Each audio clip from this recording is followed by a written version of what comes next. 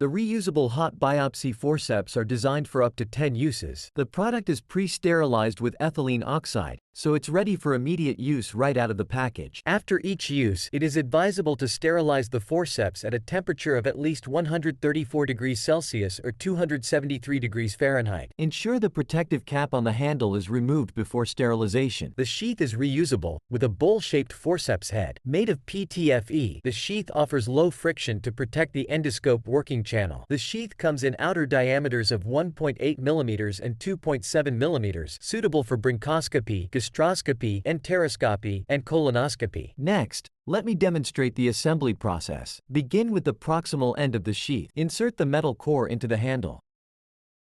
After insertion, press the white button to secure the metal core with the sliding handle.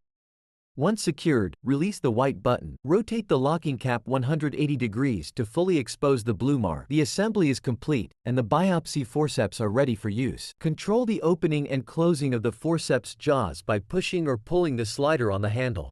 To disassemble, reverse the assembly steps. Press the white button, slide the handle to separate it from the metal core, release the white button, and rotate the locking cap 180 degrees to remove the metal core. After disassembly, the device can be sent for sterilization.